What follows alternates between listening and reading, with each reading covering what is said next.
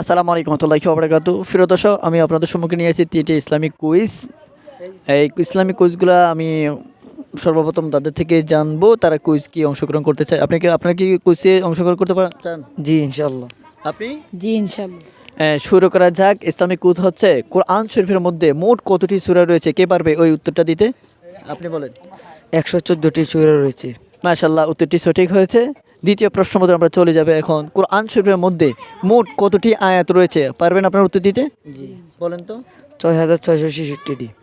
আপনি বলেন তো। 6136টি। হয়নি, একজনের উত্তরটি হয়নি।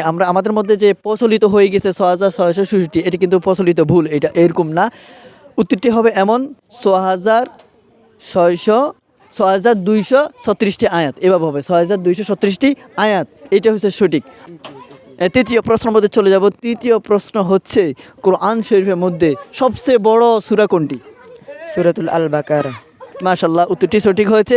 আর একটা প্রশ্ন করব, কোরআন শরীফের মধ্যে সবচেয়ে ছোট সূরা কোনটি? কে পারবে উত্তর দিতে? আপনি বলেন তো। সূরাতুল কাউসার। মাশাআল্লাহ, তিনটা প্রশ্ন তারা পেরেছে, একটা প্রশ্ন পারে নেই। সেটা হচ্ছে, কোরআন শরীফের মধ্যে মোট আয়াত রয়েছে 6236টি আয়াত, এরকম হবে। যাক, মাশাআল্লাহ, তারা তিনটা প্রশ্ন উত্তর দিতে পারছে।